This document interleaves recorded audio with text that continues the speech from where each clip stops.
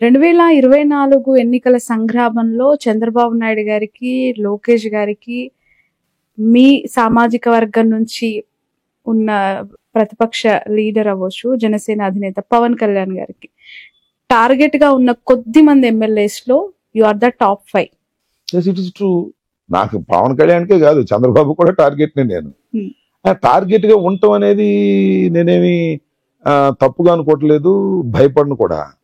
వాళ్ళిద్దరు కలిసి నన్ను టార్గెట్ చేస్తున్నారంటే హౌ స్ట్రాంగ్ ఐఆమ్ అనేది నా పాయింట్. ఇక్కడ ఇద్దరు కలిసి నన్ను అసెంబ్లీకి రానివ్వకూడదని ఎవరెవరినో తీసుకొచ్చి నా మీద పోటీ పెట్టి గందరగోళం చేస్తున్నారంటే హౌ స్ట్రాంగ్ ఐఆమ్ అనేది నేను నమ్ముతున్నా. ఒకటి, నేను శ్రావణి, నువ్వు చూడు నా చరిత్ర అంతా. నేను పవన్ కళ్యాణ్ గారిని విమర్శించా, చంద్రబాబు గారిని విమర్శించా. నేను ఎప్పుడు కూడా నా పరిధులు దాటి విమర్శించాల. నన్ను ఏదైనా అన్నప్పుడు సడన్ గా రియాక్ట్ అయితే అవ్వచ్చు తప్ప గారు అంటూనే విమర్శించా, మర్యాదగానే విమర్శించా. బరి దాటి విమర్శించని వ్యక్తిని, నా స్వభావం అది. చంద్రబాబునైనా విమర్శిస్తాను, పవన్ కళ్యాణ్ అయినా విమర్శిస్తాను, పవన్ కళ్యాణ్ నా కులమైనా విమర్శిస్తాను. పవన్ కళ్యాణ్ ఇప్పటికీ చెప్తున్నా, మీ ద్వారా చెప్తున్నా, హీ డోంట్ నో పాలిటిక్స్. రాజకీయాలు తెలియవు అతనికి, రాజకీయాలకు పనికిరాడు అతను. అతన్ని పట్టుకుని కాపు సామాజిక వర్గం, నా సామాజిక వర్గం, ఈ రాష్ట్రంలో ఎవరు ముఖ్యమంత్రి కాలేడు, ఒక పవన్ కళ్యాణ్ అయితే ముఖ్యమంత్రి అవుతాడని ఆశించి ఆయన వెంట నడిస్తే ఎక్కడికి తీసుకెళ్లాడు? ఎవరి దగ్గరికి తీసుకెళ్లాడు? ముఖ్యమంత్రి పీఠం వైపు తీసుకెళ్లాడా కాపుల్ని? చంద్రబాబు దొడ్లోకి తీసుకెళ్లాడా? That is my point. నేను చాలా సందర్భాల్లో చెప్పా, కుక్క తోక పట్టుకొని గోదావరి ఇస్తున్నారు. పవన్ కళ్యాణ్ గారికి రాజకీయాలు తెలియవు. పవన్ కళ్యాణ్ గారు చంద్రబాబు కోసమే పార్టీ పెట్టాడు. చంద్రబాబుని గెలిపించటమే తన ధ్యేయంగా ముందుకు సాగుతున్నాడు. ప్యాకేజీలతో ముందుకు వెళుతున్నాడు. నమ్మకండి అని చెప్పా. నమ్మినోళ్ళు నమ్మారు. ఇప్పుడు నమ్మకోకుండా నాకు ఫోన్లు చేస్తారు, అన్నా నువ్వేం చెప్పావు అది కరెక్ట్ అన్నా. కానీ మీ నియోజకవర్గంలో ఉన్న కాపు సామాజిక వర్గం యొక్క నాయకులు అవ్వచ్చు, క్యాడర్ అవ్వచ్చు, పవన్ కళ్యాణ్ ని పొద్దున్నేస్తే దుమ్మెత్తి పోసే అంబటి రాంబాబు గారికి సహాయ నిరాకరణ చేయాలి అని నిర్ణయించుకున్నారట. ఎవరు ఇక్కడున్న కాపు? ఎవరు కాపులు? నాకు తెలియని కాపులు ఎవరు ఉన్నారు? వీళ్ళంతా కన్నా గారికి సపోర్ట్ చేయాలని, పవన్ కళ్యాణ్ గారిని తిట్టడం ఎజెండాగా పెట్టుకున్న మీకు ఓడగొట్టాలని వాళ్ళు పెట్టుకున్న టార్గెట్ అని. పాయింట్ మీరు సింపుల్ గా ఒక పాట అర్థం చేసుకోండి, మీరు గాని ప్రజలు గాని. సింపుల్. ఇక్కడ నా మీద ఇంతకు ముందు పోటీ చేసిన వ్యక్తి కమ్మ సామాజిక వర్గం. తెలుగుదేశం పలుసార్లు కమ్మ సామాజిక వర్గానికి ఇచ్చినటువంటి అంశం ఇది. ఎప్పుడు తెలుగుదేశం సత్తెనపల్లి నియోజకవర్గాన్ని కాపు సామాజిక వర్గానికి ఇవ్వాల. This is the first time Chandrababu Pawan Kalyan కలిసి కాపు సామాజిక వర్గానికి ఇచ్చారు. ఎందుకు ఇచ్చారు? చిన్న లాజిక్. అంబటి రాంబాబుకి కాపులందరూ వేస్తారు కాబట్టి, కాపుల్లో చీలిక తీసుకురావాలి కాబట్టి, అంబటి రాంబాబు ప్రత్యర్థిగా ఉన్నటువంటి వ్యక్తిని కూడా కాపు సామాజిక వర్గం వాడినే పెట్టాలి అని పెట్టారు. ఎక్కడి నుంచి వచ్చాడు అతను? నా మీద పోటీ చేసే అతను పుట్టుకతోనే పచ్చజెండా మోసినవాడా? పుట్టుకతోనే చంద్రబాబుతో ఉన్నవాడా? ఆ పార్టీలో ఏమైనా మిళితమైన వాడా? కాంగ్రెస్లో పుట్టాడే, కాంగ్రెస్లో పెరిగాడే, కాంగ్రెస్లో అన్ని అనుభవించాడే. That's all. కాంగ్రెస్ పతనం అయిపోయింది. ఎక్కడికి వెళ్ళాడు? భారతీయ జనతా పార్టీలోకి వెళ్ళాడే. భారతీయ జనతా పార్టీలో అధ్యక్షుడు చేశాడే. భారతీయ జనతా పార్టీలో అధ్యక్షుడు చేశాడు. ఇవాళ అదే ఉంటే భారతీయ జనతా పార్టీ అతనికి ఏదో ఒకటి ఇచ్చేవాళ్ళు. ఇవాళ అవునా కదా? భారతీయ జనతా పార్టీని కాదని మళ్ళా ఎక్కడికి వెళ్ళాడు? ఒక్కటే చెప్తున్నా, మీ ద్వారా రాష్ట్ర ప్రజలకు చెప్తున్నా, నా నియోజకవర్గ ప్రజలకు చెప్తున్నా, కాపు సామాజిక వర్గానికి చెప్తున్నా, ఎవరి మీద నువ్వు పోటీ చేసి, ఎవ్వరిని నువ్వు విమర్శించి, ఎవ్వరి వ్యతిరేకతతో నువ్వు ఇంత పెద్దవాడివయ్యావో ఆ వ్యతిరేకత దగ్గరికి వెళ్ళి వాళ్ళలో కలిశావు, ప్రజలు నిన్ను క్షమించరు. తెలుగుదేశ వ్యతిరేకంగా పెరిగావు, చంద్రబాబు వ్యతిరేకంగా పెరిగావు, చంద్రబాబుని అనరాని మాటలన్నీ పెరిగావు, మళ్ళా వెళ్ళి చంద్రబాబుకు బానిసత్వం చేస్తున్నావు. నేను ఎవరు నమ్ముతారు? ఎందుకు నమ్మాలి? ఒకవేళ పొరపాటు నువ్వు గెలిస్తే తెలుగుదేశం ఉంటావా? గ్యారెంటీ ఉందా? ఈ రాంబాబు గెలిచినా ఓడినా జగన్ పక్షానే ఉంటాడు. చచ్చేంత వరకు జగన్ పక్షానే ఉంటాడు. నా చరిత్ర చూసుకోమని కూడా ఈ సందర్భంగా నేను మనవి చేస్తున్నా. నేను అందుకే పలుమార్లు చెప్తున్నా, విశ్వాసఘాతకుడతను, విశ్వాస పాత్రుని నేను. విశ్వాస పాత్రుడికి విశ్వాసఘాతకుడికి మధ్యన జరుగుతున్న ఎన్నికల సంగ్రామమే సత్తెనపల్లి సంగ్రామం. రిజల్ట్ మీరు చూస్తారు. ఎంతమంది ఇన్ననుకున్నా. ఏ మ్యాజిక్ చేశారు రాంబాబు గారు? ఏం మంత్రం వేశారు జగన్ కి? శ్రావణి చూడమ్మా, జగన్మోహన్ రెడ్డి గారి దగ్గర మ్యాజిక్లు చేస్తేను ట్రిక్లు చేస్తేను పనులు అవుతాయి. How strong he is, how bold he is. But ఎవరినైనా ఇట్స్ పాసిబుల్ టు యూ అంటారు. ఎవరినైనా ఓకే అన్నా నువ్వు ఓడిపోతావు, నువ్వు పలానా చోటకు వెళ్ళు అని పంపించేటటువంటి స్వభావమే తప్ప, నేను ఓడిపోతానని తెలిసి కూడా టికెట్ నాకు ఇస్తాడని అనుకోమాకండి. ఓడిపోతాను అనుకుంటే ఇంకో చోటకు పంపిస్తాడు. So these are all Jaganmohan Reddy గారిని మాయ చేసో, మంత్రం చేసో, మెప్పించో ఇవన్నీ కాదు. గెలుస్తాడా లేదా? గెలిస్తే సీట్ ఇస్తాం, గెలవకపోతే ఎంతకన్నా పెద్ద పదవి ఇస్తాడు. What is there? నేను చెప్తుంది కదా, ఒకసారి ఈ గో వెనక్కి వెళ్ళి చూడండి. ఈ 10 సంవత్సరాలు జగన్మోహన్ రెడ్డి గారి రాజకీయ జీవితంలో ఎంత కఠోరమైన నిర్ణయాలు తీసుకున్నాడు, ఎంతమందికి సహాయం చేశాడు, ఎంతమందిని అప్లిఫ్ట్ చేశాడు, టికెట్ ఇవ్వని వాళ్ళని మళ్ళీ తీసుకొచ్చి ఎమ్మెల్సీలు చేశాడు, ఓడిపోతే మంత్రులు చేశాడు. సో జగన్మోహన్ రెడ్డి గారి దగ్గర లాజిక్లు, ఇదేది మ్యాజిక్లు, ట్రిక్కులు చేసి ఎవడు మెప్పించలేదు. పైగా నేను మ్యాజిక్లు, ట్రిక్కులు చేసేవాడిని, అంతకంటే కాదు. I'm very very bold man. మనసులో ఏముందో నోటిలో కూడా అదే ఉంటుంది. మనసుకి, బుర్రకి, నోటికి మధ్యన ఫిల్టర్ ఉండదు. అది నాది తప్పో రైటో నాకు తెలియదు.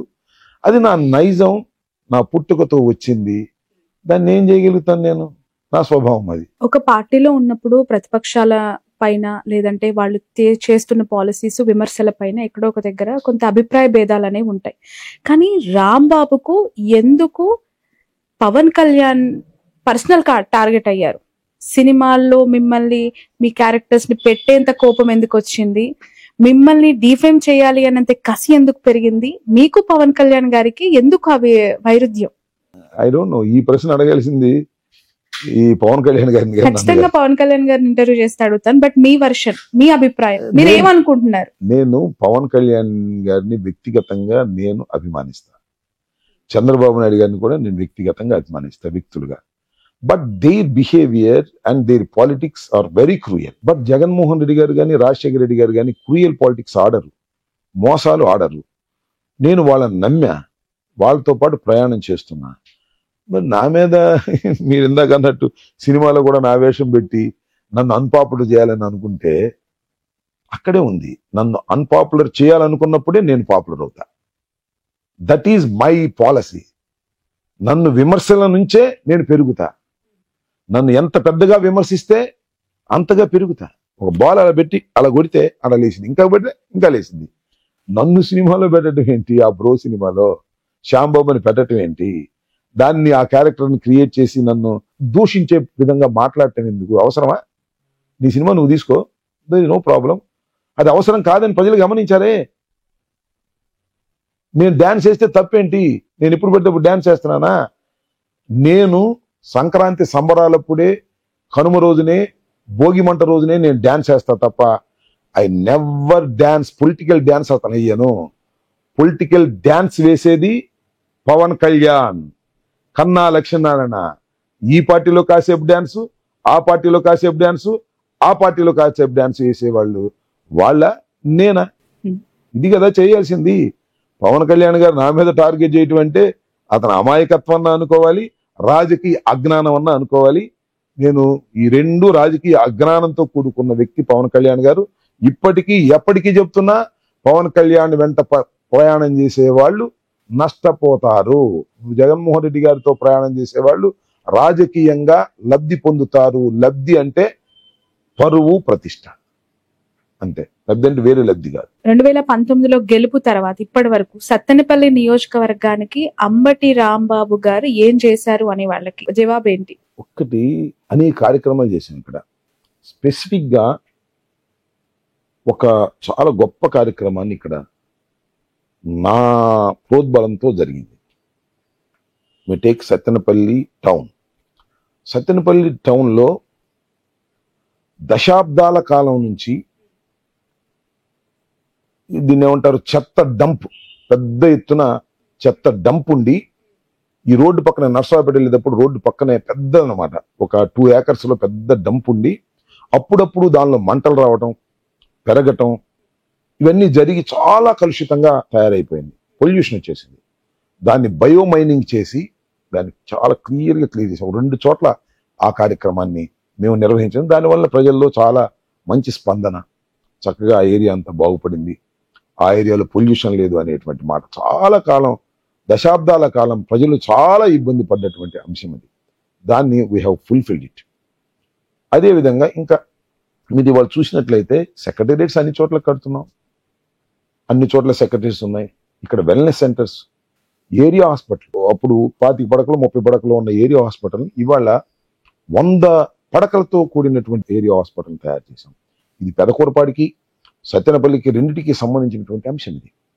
దాన్ని కూడా డెవలప్ చేయడం జరిగింది. ప్రతి గ్రామంలోనూ సచివాలయాల నిర్మాణాన్ని పూర్తి చేసాం సుమారుగా. ఏదో ఒక 10% ఇంకా స్థలాలు దొరకో లేకపోతే అసంపూర్తిగా ఉన్నటువంటి కార్యక్రమాలు ఉంటే ఉండవచ్చు. అంతేకాకుండా చేజర్లు అనేటువంటి గ్రామంలో బేతాళం చెరువు అని ఉంటుంది. దానికి వాటర్ లేక చాలా ఇబ్బంది పడతా ఉంటే అక్కడ స్థానికంగా ఉన్నటువంటి డాక్టర్ సాంబశివారెడ్డి గారు మేమంతా కలిసి సీఎం గారితో మాట్లాడి అక్కడికి ఇక్కడ నుంచి పైప్ లైన్ లో కాలం నుంచి పెద్ద చెరువు అనమాట, ఆ చెరువు అంతా నింపి అదంతా సస్యశ్యామలం చేయాలనేటువంటి పథకాన్ని కూడా మేము ఆల్రెడీ ప్రారంభించాం. It is going on the work. ఇట్లా చెప్పుకుంటూ పోతే there are so many things. మనసు పెట్టి జగన్మోహన్ రెడ్డి గారి సహకారంతో అనేకమైన కార్యక్రమాలు చేసినటువంటి ఘనత ఈ ప్రభుత్వానికి నాకు దక్కుతుంది. అన్నిటికన్నా మించి మీరు చూసినట్లయితే ఈ స్మాల్ డిస్ట్రిక్ట్స్ అనే కాన్సెప్ట్ వల్ల నర్సరావుపేట డిస్ట్రిక్ట్ హెడ్ క్వార్టర్ అయింది. Narasaraopet is very near to Sattenapalli. సత్తెనపల్లిలో నివసిస్తూ నర్సరావుపేట వెళ్ళొచ్చు. It's almost all twin cities లాగా తయారు కాబోతుంది. బిట్వీన్ నర్సరావుపేట అండ్ సత్తెనపల్లి మధ్య మొత్తం డెవలప్మెంట్ స్టార్ట్ అయిపోయింది. అపార్ట్మెంట్స్, ఇండివిజువల్ హౌసెస్ అద్భుతంగా తయారైపోతుంది. కొన్నాళ్ళు చూస్తే నర్సరావుపేట సత్తెనపల్లి మిక్స్ అయిపోతాయి. అంత అద్భుతమైనటువంటి కార్యక్రమాలు ఇక్కడ జరుగుతూ ఉన్నాయి. అంటే అపార్ట్మెంట్లు, హౌసెస్ వచ్చినంత మాత్రాన అది ఒక నియోజకవర్గంలో జరుగుతున్న అభివృద్ధి అంటారు? 100%. ఎందుకు జరుగుతుంది? ఎందుకు అపార్ట్మెంట్లు లేకపోతే కాలనీస్ ఎందుకు వస్తాయి? అవేం ప్రభుత్వ కార్యక్రమాలు, ప్రభుత్వం చేసే అభివృద్ధి కాదు కదా. ఇండిపెండెంట్ గా అసలు ప్రభుత్వమే అభివృద్ధి చేయవలసిన అన్ని అంశాలు ఉండవు. అకార్డింగ్ టు మీ కొన్ని ఫెసిలిటేట్ చేస్తాం, ఒక మంచి రోడ్ వేస్తాం, ఒక రింగ్ రోడ్ వస్తుంది. దీనికి రింగ్ రోడ్ మీన్స్ అవుటర్ అటు పాస్ వెళ్తుంది. అఫ్ కోర్స్ అది హైవేకి సంబంధించినటువంటి అంశం అనుకోండి, సెంట్రల్ గవర్నమెంట్ అది. ఆ రోడ్డు కూడా స్టార్ట్ కాబోతుంది. అదంతా మేము ప్రోద్బలం చేసింది. ఆ రోడ్డు స్టార్ట్ అవటం వల్ల ఏం జరుగుద్ది? ఆ రోడ్డు బయట నుంచి వెళ్ళేటప్పుడు ఆ చుట్టూరా ప్రదేశం పెరుగుతుంది. So it is a development. అది ప్రభుత్వమే అపార్ట్మెంట్లు కట్టదు, ప్రభుత్వమే కాలనీ సృష్టించదు. కానీ ప్రభుత్వం ఫెసిలిటేట్ చేసినప్పుడు, మంచి రోడ్లు వేసినప్పుడు అది ఇప్పుడు బైపాస్ వెళ్తుంది. బైపాస్ వెళ్ళింది. అంతకుముందు 20 లక్షలు 30 లక్షలు ఉన్న పొలం ఇవాళ బైపాస్ అయితే 1 కోటి రూపాయలు చెప్తున్నారు. చాలా చూసొచ్చారు, కొత్త వాళ్ళు కాదు, సీనియర్ రాజకీయ నాయకులు వైఎస్ఆర్ గారి హయాంలో, ఆ తర్వాత జగన్మోహన్ రెడ్డి గారి ప్రభుత్వంలో చాలా అనుబంధంగా పనిచేస్తున్న అతి కొద్ది మందిలో you are very important person to Jaganmohan Reddy garu. అలాంటి మీకు మొన్న సీట్లు కేటాయించే క్రమంలో సత్తెనపల్లి టికెట్ నేను ఇవ్వను అని జగన్మోహన్ రెడ్డి గారు చెప్పారా లేదా? ఎప్పుడు చెప్పలేదు. ఇప్పుడు ఇస్తాననే చెప్పారు. This the rumour. మీరు ఓడిపోతారు, మీకు ఈ స్థానం వద్దు, వేరే ఎక్కడైనా అకామిడేట్ చేద్దాము అంటే మీరు ఒప్పించి టికెట్ తీసుకున్నారు అనేది not at all correct. Jaganmohan Reddy గారు ఏ రోజుని కూడా సత్తెనపల్లి ఇవ్వనని గాని మరొక చోటకి వెళ్ళమని గాని ఆయన ఎప్పుడు చెప్పలేదు. ఎందుకు మీ పైన ఇలాంటి ఆరోపణలు? మీకు టికెట్ లేదని, మీకు టికెట్ రాదని? Politics is common. పైగా ఇంకోటి ఏంటంటే, ఇప్పుడైతే ఒక కాంట్రవర్సీగా ఉంటానో రకరకాలైనటువంటి రూమర్స్ వస్తాయి, పుకార్లు వస్తాయి, రకరకాలైన మాటలు మాట్లాడుతూ ఉంటారు. అన్ని చాలా న్యాచురల్ ఇన్ పాలిటిక్స్. పైగా నాలాంటి క్యారెక్టర్కి వెరీ న్యాచురల్. ఇవాళ ఏం కొత్త ఏం కాదు కదా. ఎన్నిసార్లు ఎన్ని రూమర్స్ ఫేస్ చేశాను, ఎన్ని అపవాదులు ఫేస్ చేశాను, ఎన్ని అడ్డంకులు ఫేస్ చేశాను.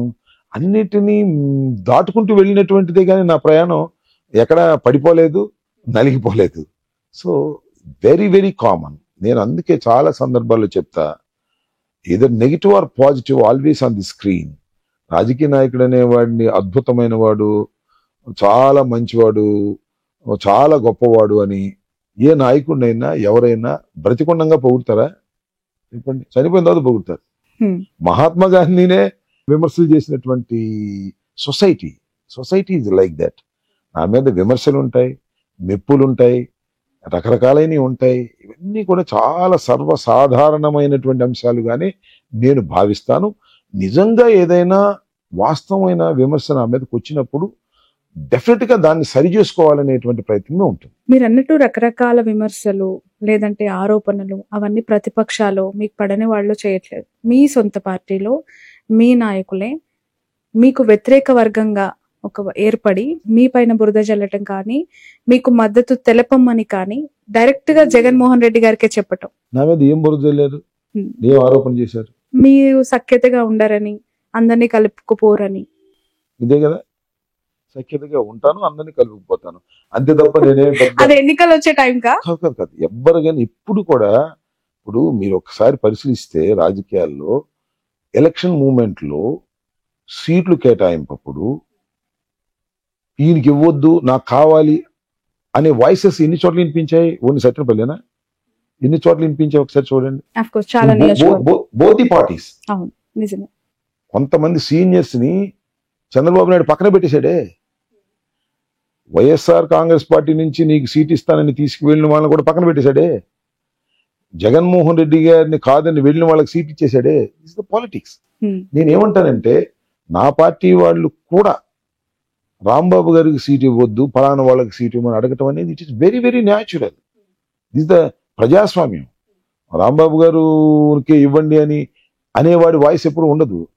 రాంబాబు గారికి వద్దండి, రాంబాబు గారు అయితే బాగోదండి, ఫలానా సుబ్బయ్యకి ఇవ్వండి, ఫలానా లోకల్ పీపుల్కి ఇవ్వండి అని అడగటం అనేది ఇట్ ఇస్ న్యాచురల్. దాన్ని పెద్ద వ్యతిరేకతగాను అదేమో పెద్ద చేయరాని తప్పుగాను నేనేం భావించట్లేదు. Finally the leader, the Jaganmohan Reddy has to take decision. Once he has taken decision, everybody is following. That's all. అదే ఆ డెసిషన్ కి